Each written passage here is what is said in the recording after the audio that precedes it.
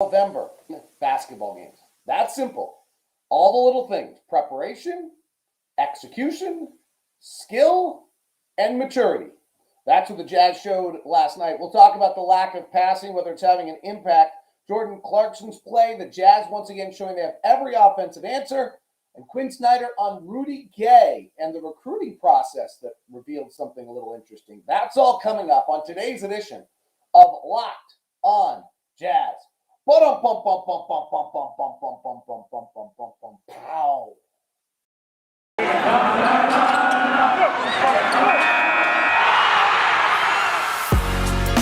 You are Locked On Jazz, your daily podcast on the Utah Jazz. Part of the Locked On Podcast Network, your team every day. How are you? I'm David. Jazz NBA Insider. This is Locked on Jazz, your daily podcast on the Utah Jazz, giving you insight, expertise, geeky numbers, and hopefully making it way better to be a Jazz fan each and every day. Thanks so much for making Locked on Jazz your first listen every day. For those of you on YouTube, right there is the subscribe button, and you can subscribe and hit that little alarm, and it will tell you that, notify you every time we go live. Good morning to Brandon and Bryce and Blake and Lee and Josh and Lo and Richard and Andrew, all saying hello this morning first thing. Thank you very much for joining the live show. You can do that. We try to do it every morning for you, or just listen on podcast, whatever provider, as you always do. Thanks so much. All right. I really thought last night was just an example of how you win games. So let me walk through it. One, preparation. Two areas where the preparation was remarkable last night. The Jazz wanted to do Brian Bailey, rising star Jazz assistant coach, had the scout last night, and he had, a few things that they really want to do.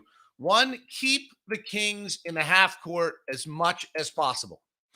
On a night in which the Jazz were missing a ton of shots, the Jazz were able to keep the Kings in the half court 83% of the time. Okay, what the heck does that mean, David? Let's try to give it to you. I always try to give you context of these numbers and what they mean. The league average is 79%. Sacramento wants to play in transition. They're usually a little faster than average, so they're usually at about, non-Jazz games this year, they've been at about 78%. So the Jazz were able to keep the Kings in 83% of their plays in the half court. Okay, that's 5%. It doesn't seem like a lot. It's 3 or 4 possessions that were in the half court instead of in transition. What does that really mean? Well, last night when the Kings were in transition, they scored 2 points per possession. So our transition defense was horrendous, or they're great in transition, either one of the two. And when they were in the half court, they averaged 0.8 points. So every time we kept them in a half-court possession instead of in transition, on the night, we saved on average 1.2 points. Okay, so 83 versus 79 doesn't seem like a big deal. It's 5 points. It's 5 points. It's how you win. Like that little difference of someone getting back, that kind of focus, that type of preparation, build the wall. Don't let De'Aaron Fox play one-on-one. Don't mark Buddy Hield. Mark Buddy Hield in transition. Those things are the difference makers. Let's go to Buddy Hield. Buddy Hield is shooting 50% going into the season on three-point shots, on catch-and-shoot three-point shots particularly.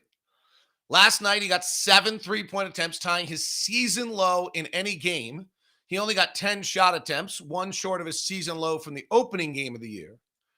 He's second on the team in scoring. We take away 1 or 2 Buddy Hield possessions in a basketball game, that's another point. That's how you win. Let's go to the end of quarters last night. End of quarters. Mike Conley was a genius. The end of the first quarter in one of the coolest plays. Actually, for those of you on YouTube, I should see if I can pull this up. Really one of the coolest plays I've seen just in what makes a veteran team make plays is the Jazz run the same play almost all the time at the end of the quarter. It's a play in which Mike Conley has the basketball. Jordan Clarkson runs by, peels off the play, and Jordan Clarkson gets the ball at the end of the clock and honestly usually misses. Like, his numbers are not very good late in clock. The players don't like that shot. Loves that shot. He's willing to take it. He is kind of bigger than worrying about his numbers and worrying about willing to worry about the team. And so it's kind of great. He's willing to take that shot. So let's watch on YouTube what happened on that play. Actually, I'm not sure I'm allowed to do that. So I'm not going to do that. I'll tell you about it instead. I'm not sure that legally you can do that. So let me not do that. Sorry, I just kind of thought about it for a second. And let me instead walk you through it. You'll have to just go with my visual. So Mike Conley brings up the front court. This is the same play the Jazz always run. It's going to be, and Harrison Barnes is guarding Mike Conley, which is the first sign that something's noticeably different. Davion Mitchell is on Jordan Clarkson. So the Kings, to their credit, have done their preparation. They've done all of the things that help you win games. Preparation. So Mike Conley or somebody from the bench calls a different play. The Jazz are running a 1-4 flat. 4 guys on the baseline. Mike Conley has the basketball. Instead, Mike Conley brings Royce O'Neal up, and Royce O'Neal peels off Mike Conley. His defender stays with him. Actually, it's Mo Harkless. He kind of goes to Mike Conley. They switch it. But now Joe Ingles picks Mike Conley and brings Buddy Hield, the worst defender on the floor, into the play. Buddy Hield's a bad defensive player. Statistically, you can see it. He's their weak link. He's a great shooter. He's the best one of the best 2 or 3 catch and shoot guys in the NBA. And so Mike Conley now is isolated, right side on Buddy Hield, crosses him over, pulls up, hits a 3 to end the quarter. Okay, that's maturity. There might be one play called, but because of what the Kings are doing, you do something a little different, and you end up with a play at the end of the quarter that gets you basically 3 points. And that, again, kind of where are the differences? In a game that really, for all of the entire second quarter was a 1-possession game. End of the first half. Jazz do it again. Mike Conley nails a shot. End of the first half. And gets us another kind of bonus possession late in the quarter. Mike Conley was masterful all night, as was obviously Donovan. But Mike Conley with 2.4 seconds left in the quarter. Barnes makes a free throw. Conley comes down the floor. Final possession. Gets a switch off De'Aaron Fox with Royce O'Neal. So Tyrese Halliburton's guarding him.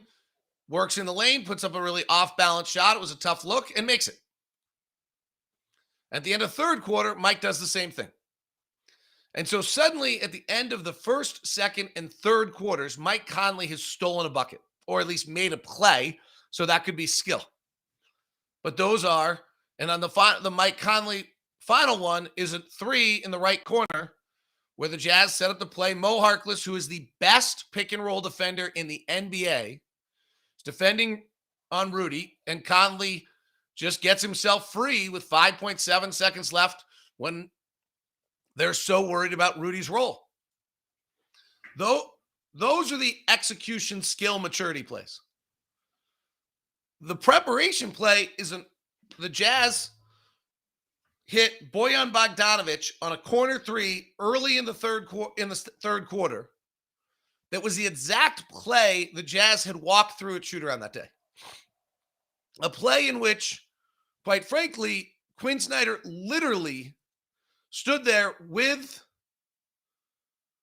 Rudy Gobert and explained, actually it was fourth quarter, literally explained they're going to do this, changed where the Jazz guards were. 4:05 left. We're tied at 104. The Jazz have the basketball, and Mike Conley gets double-teamed on the left side, jumps a pass to Rudy Gobert, who literally comes to the exact jump stop at the exact spot on the floor that Quin Snyder told him he would. The weak side defender, Harrison Barnes, comes over. Bogey's wide open from 3. Halliburton flies by, and Bogey takes his one dribble to his left and buries his 3. It's literally the play the Jazz coaching staff walked them through at shoot-around that day.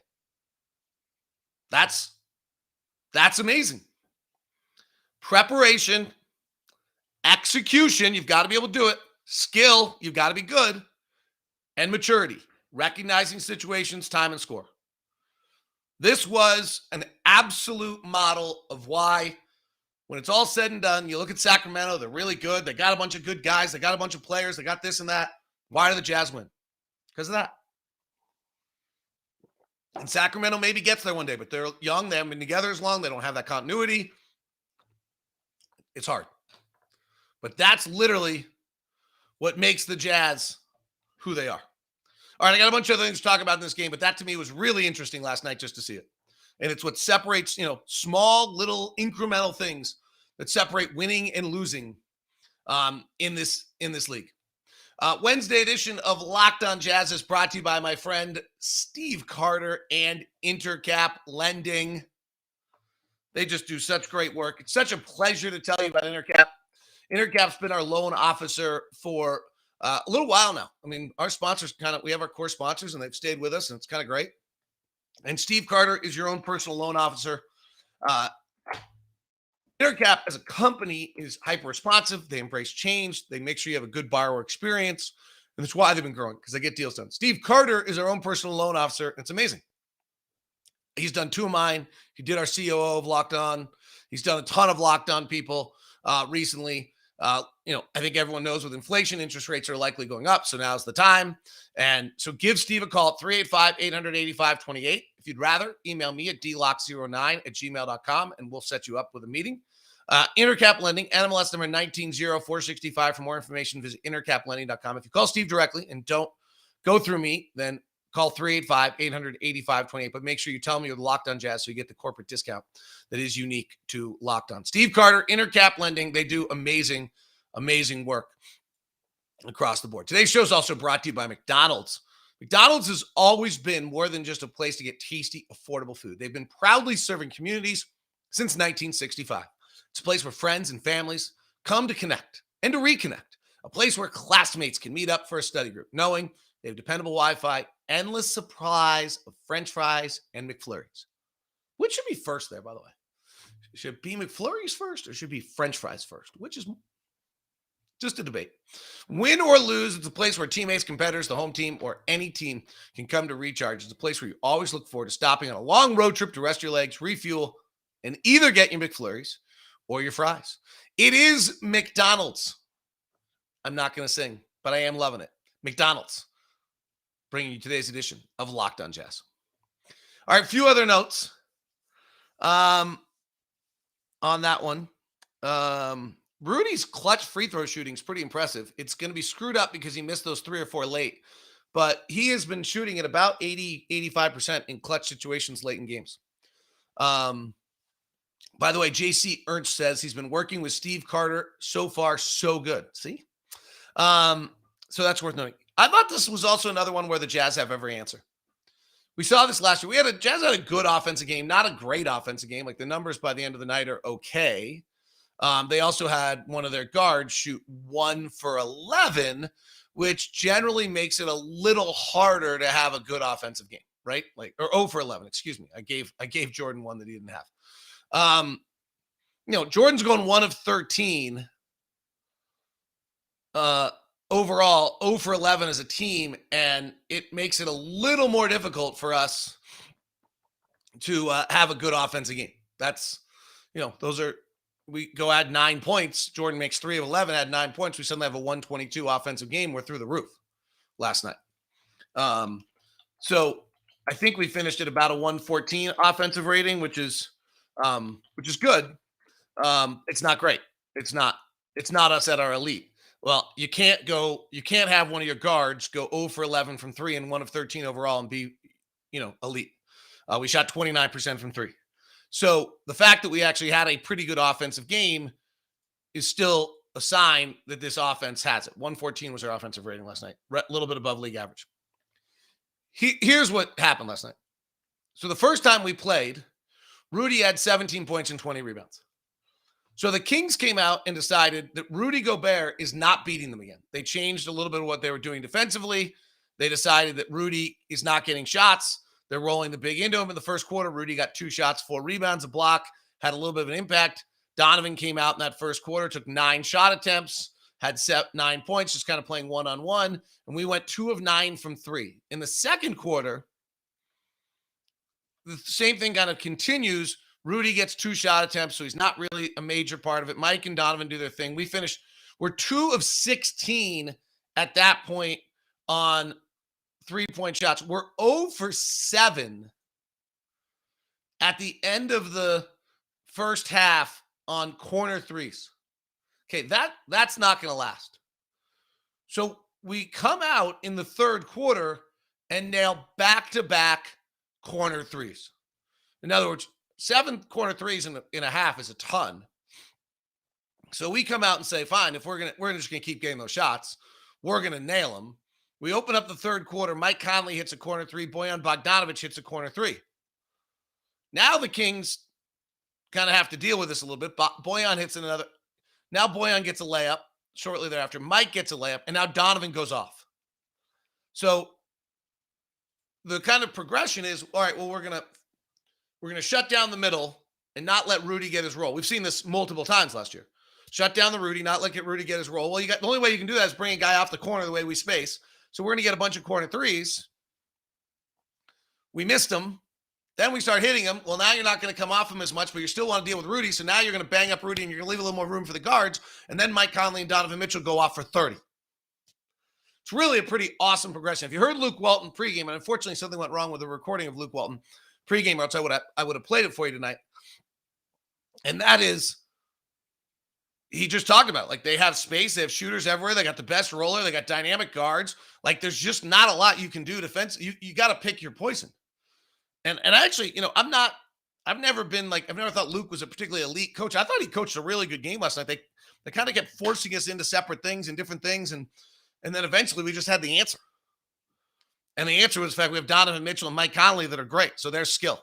But we also have preparation, execution, and maturity. In other words, our guys recognize, okay, they're taking Rudy away. This is opening up this corner threes. We're not getting them. And then as the night goes on, our guards read it and start to dominate. It's why we're always such a good third quarter team. Kings put up a hell of a battle last night, though. They just did not go away. Every time I thought the Jazz were about to kind of run away a little bit, they just didn't do it. A few other notes for you, by the way, defensively. There's a lot of talk about what the Jazz are doing defensively and how much better the guards are. And they are. So let's, of the guards that have been of players who have been in the top 100 pick and rolls defensively so far this year, the number 1 defensive guard in the league overall on plays is Mo Harkless. Marcus Smart, then Aaron Gordon, then Mike Conley. So Mike Conley's really doing a great job. Jordan Clarkson, who has never been known as a good defensive player, is currently 8th in the NBA defending pick and rolls as a guard. And there's actually a different metric you can look at it that makes him even better. So if you want to look at the other metric, it makes him 5th. Depending which way you want to look at pick and roll defense, Jordan Clarkson is either 5th or 8th right now, which has been obvious to the eye test that the Jazz guards are more committed defensively than they have been in the past. Donovan Mitchell is 10th. Now, some of this is, and Royce O'Neal, who last year when Royce O'Neal and Rudy Gobert were in a pick and roll, the other team might as well have quit. I mean, it's ridiculous, the numbers. Let me see if I can pull it up. I have it in my daily notes to bring up in a broadcast and probably have never once brought it up in a broadcast, which is, the way it works. Last year, pick and roll defense, Royce O'Neal and Rudy Gobert were 0.77 points per possession. Oh, no, that was this year. Last year, they were 0.79. 0.79. Royce was 0.81 last year. Royce is still right around, is actually better than that. He's 0.79. Some of these other numbers are crazy low right now. Mike Conley, Donovan Mitchell, Royce O'Neal, and Jordan Clarkson are all top 20 defensive guards against the pick and ball handler defender on the guards right now. Now, obviously that has a lot to do with the fact that we've got Rudy, right? Okay. So the screener defender, Rudy's, the best in the world. He's truly unbelievable and been great. And Whiteside has been too. Whiteside's been equally as good as Rudy right now. And that's pretty amazing. Joel Embiid is actually having a super sick year right now defensively, as is Anthony Davis. So there's some other guys doing it. It's early in the year. We'll see how long these last. Bam Adebayo as well, and who we'll see on this upcoming trip. But to the point of our guards are playing just much, much better defensively against the ball. Worth noting that Dame Lillard is considerably worse than anyone else in the NBA right now.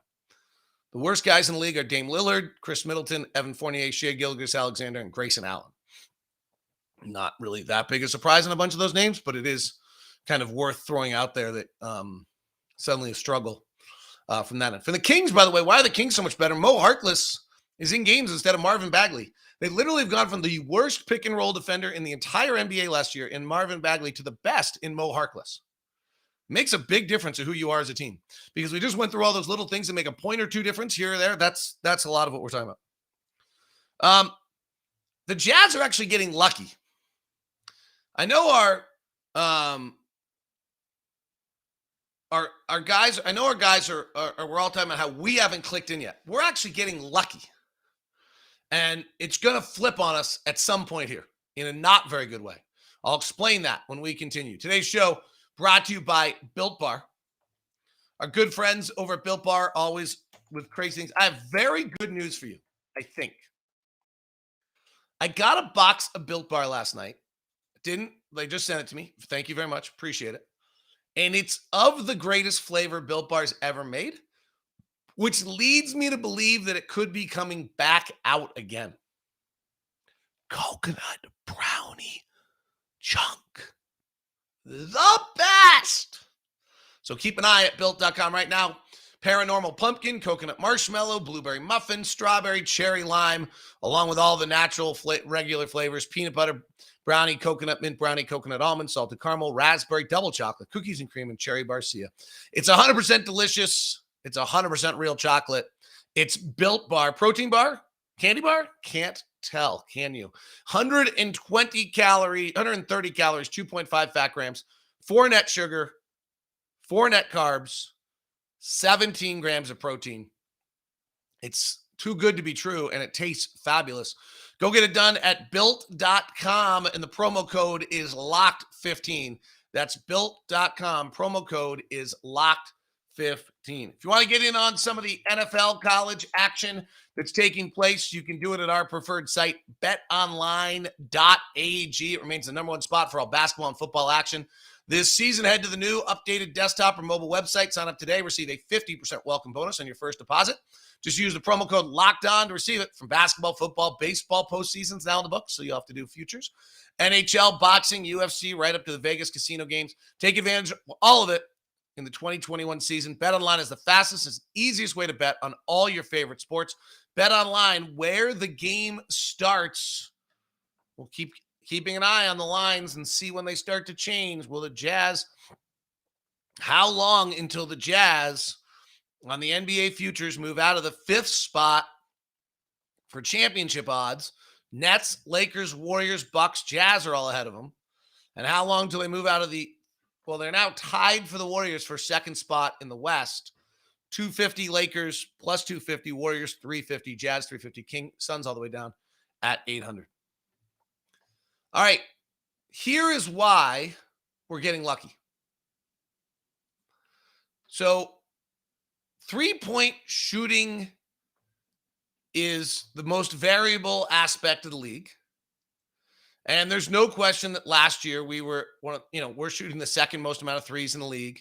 And we're not making them right now, right? We're shooting 32.9%. We're 21st in the league. We're way better shooters than that. That will come up. Let's go to last year. There's no question that'll come up. So this could all equal itself out. But last year, the league average 3-point shooting was 37.2. Might be different this year if this ball's different or fatigue. I think Donovan said it well. Like the league is really tired.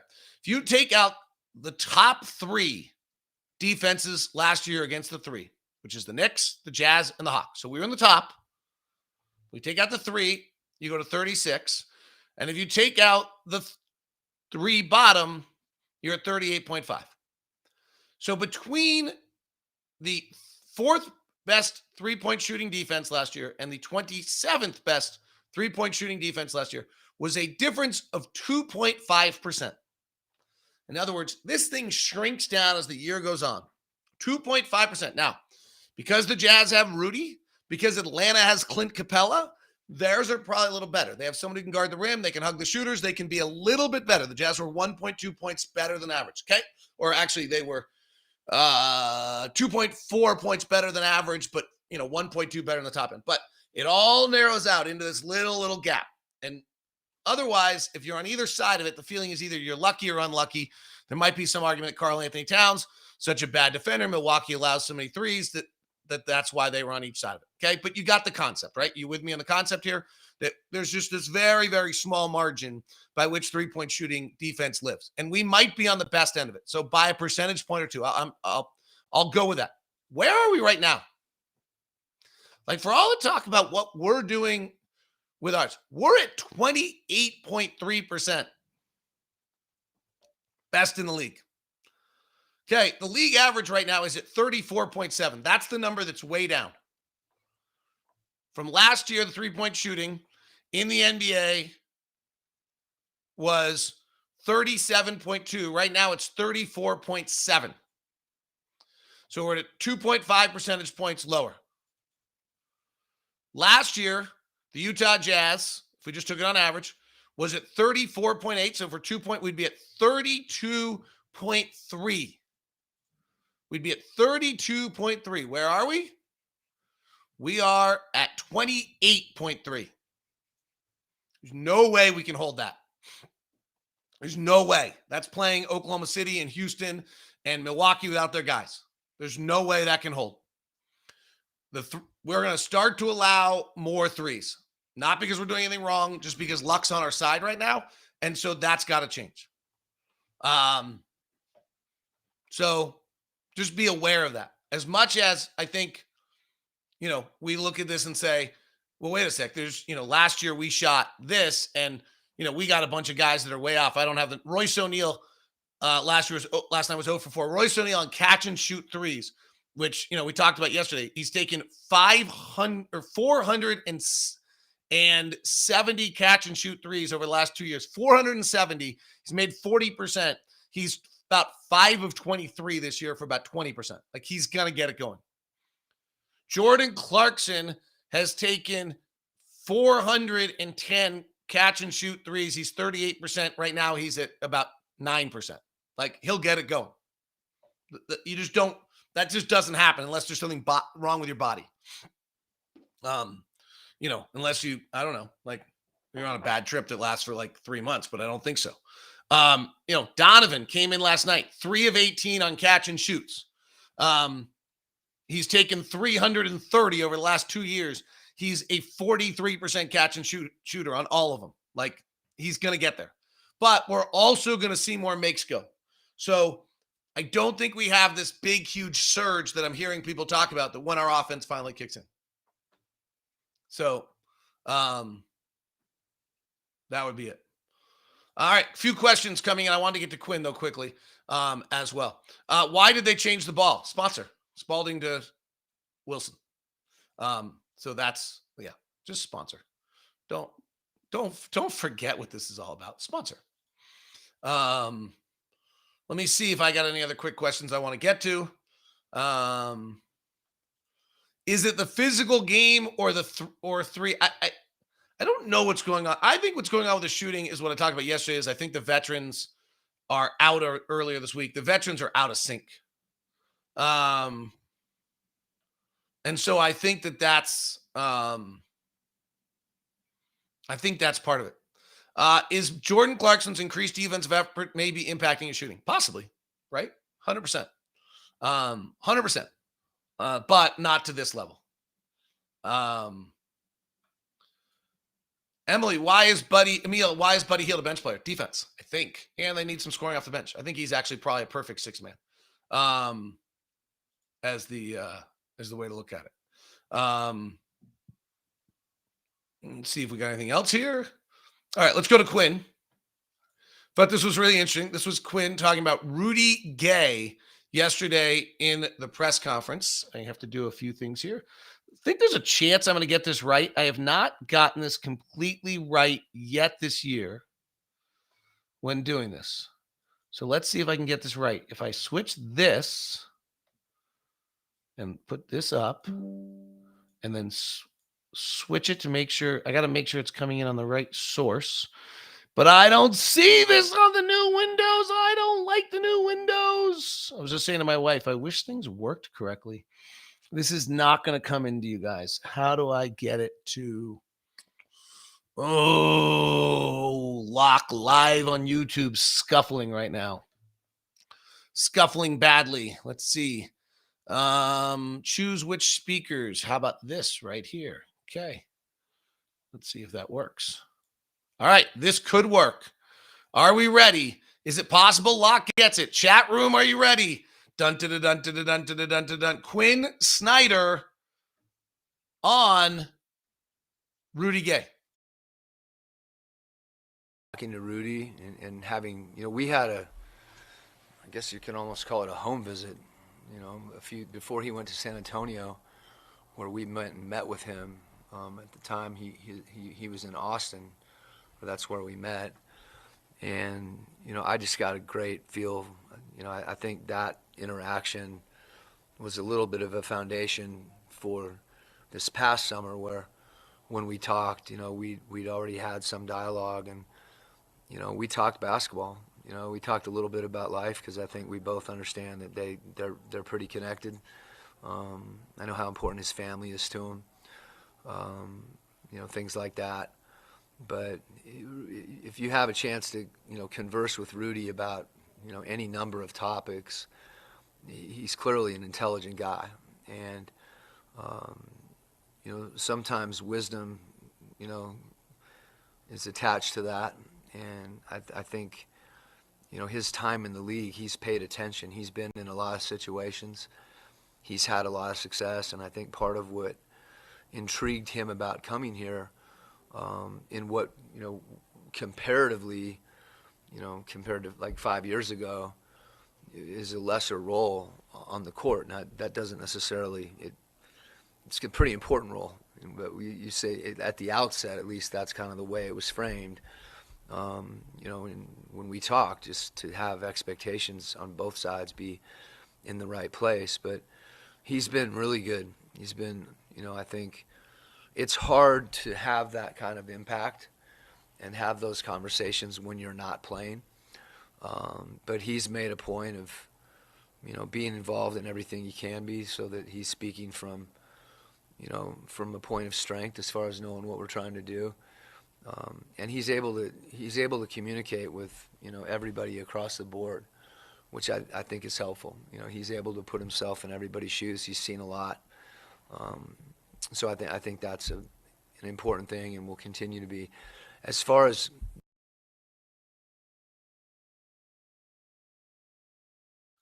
So that was Quinn. As far as his next thing he was going to talk about was Rudy Gobert, and I'll actually have that for you tomorrow on the show. I think it worked. It's taken me a little while, but we're getting there. Thanks for sticking with me. I appreciate you. It is Locked On Jazz. Thanks very much for making us the first listen of the day. I would like you to try Locked On Now and tell me what you think. Give me a little feedback on our new program, Locked On Now. It's a recap of what's going on in the NFL, NHL, NBA. It's a podcast. You can check it out on YouTube at Locked On MLB, NHL, or NBA, or Locked On NFL, any of our sports channels, or just on the podcast, Locked On Now. Tell me what you think of it. Email me at dlock09 and tell me what you think. I think we should get rid of the music is what I think, but give me your thoughts. I don't want my thoughts. I want your thoughts. It is Locked On Jazz. Thanks so much, guys. It is. Oh, wait. Somebody wants to introduce Matt Moon to Joe Ingles. We're back in a full circle of what we've ever been in our whole lives.